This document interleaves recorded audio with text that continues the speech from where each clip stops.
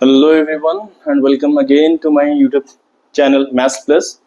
So this is a chapter Quadratic Equation of class 10 lesson 4 NCERT Mathematics So Quadratic Equation general form, let me discuss. Equation LHS and RHS will be there or equality sign will be there. Okay. So like Quadratic Equation general form is what? Like ax square plus bx plus 0. Isn't it? And obviously a should not be equal to 0, otherwise this will be again a linear equation. That's why quadratic general form ax square plus bx plus c is equal to 0. And this part is the what? Quadratic polynomial portion, isn't it? So in class 10 only we have discussed in this chapter. But I'll be discussing a small portion, that is the nature of the roots of this equation, quadratic equation. So nature of the roots, very important part. So what are the roots here? Roots matlab here solution or finding the value of x which will be satisfying LHS and RHS. This we have studied since class 6. That means for a particular value of x, the LHS and RHS will be what? Equal. Then I can say that value of x is the value of that variable is satisfying what? LHS and RHS, and that is the solution for that equation. So that's why here, since it is a quadratic equation, we'll be also finding what? The value of x which will be satisfying both LHS and RHS. Then only LHS will be equal to 0 here, isn't it? But nature of the roots matlab, since it is a second degree polynomial, we can say ax square plus bx plus c. So that's why there will be what? Two roots, that means two real roots. So if I talk about nature of the roots, then I will be discussing first the discriminant.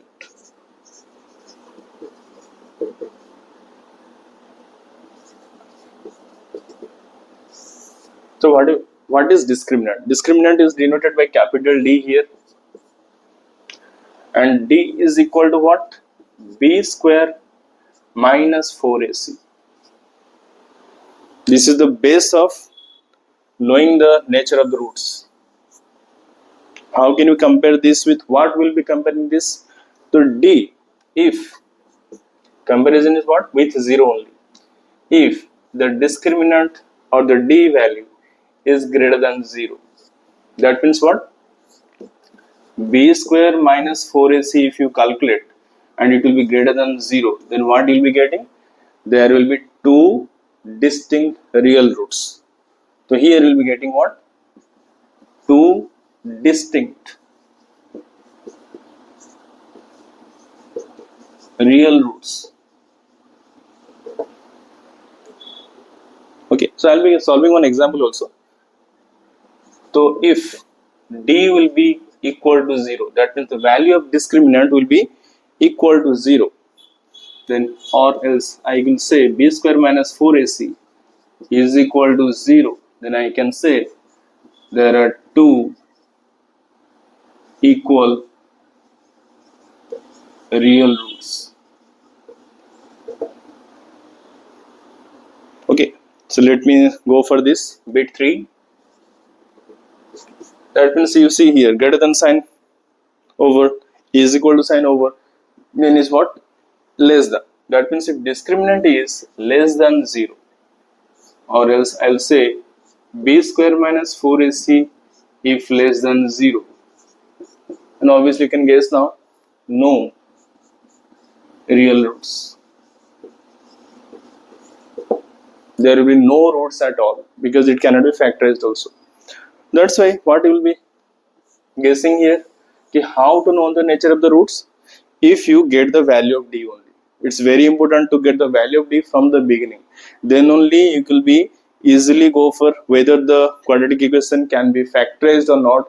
That is also a special case to be discussed here. If you are given a quadratic equation and you will be asked about the nature of the roots also, so what special things you will be doing here? You will be finding the discriminant first, and you will see from among these three conditions which one is fulfilled. If the above two conditions are fulfilled, that is D greater than 0 or D is equal to 0, then you are fully you will be fully satisfying yourself ki the quadratic equation is going to be factorized. And if you get d less than 0, then just forget about factorization. It will never be factorized. Okay, why now? Because you see, I'll be going for an example. So let us see how can you know the nature of the roots. So I'll be putting one example here, like quadratic equation is given 2x square minus 5x plus 2 is equal to 0 given. Just like that I have taken one equation, quadratic equation. I don't know whether it can be factorized or not, or whether it will be having some roots or not. So what I will do, I will be finding d first. What is its discriminant? But before that, you see here this general form, ax square plus bx plus c. So here what I need b, a and c ka value. So what is the value of b here? Or if I write a, value of a is what? X square ka coefficient, that is 2, plus 2 we can say. And value of b will be what? Minus 5 here. And c will be how much? Here 2, plus 2 we can say. Now let us find out d. So d is equal to what? B square minus 4 is c. So b square is how much? Minus 5 ka whole square. Then 4 into a into c. 4 into a is 4 into 2 into 2 is here. Again. Then how much it is? Minus 5 ka square means 25. And here it is how much? 4 into 2, 8 into 2, 16. So how much I am getting here? 9. So what you get here? D is equal to 9, a positive number. All positive numbers are greater than 0. So here I can say since D is greater than 0, nothing else. D is equal to 9 you got, no? So you will be saying D is greater than 0. And what you will be getting? Which condition is satisfied first? This one. 2 distinct real roots are there. Okay. So I can say here there are 2 distinct real roots.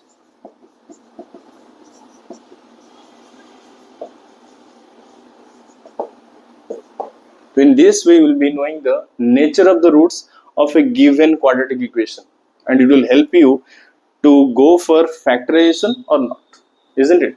So I think this nature of the roots will be helping in solving the quadratic equation very easily, because this nature of the roots will be helpful in using the quadratic formula to solve the equations.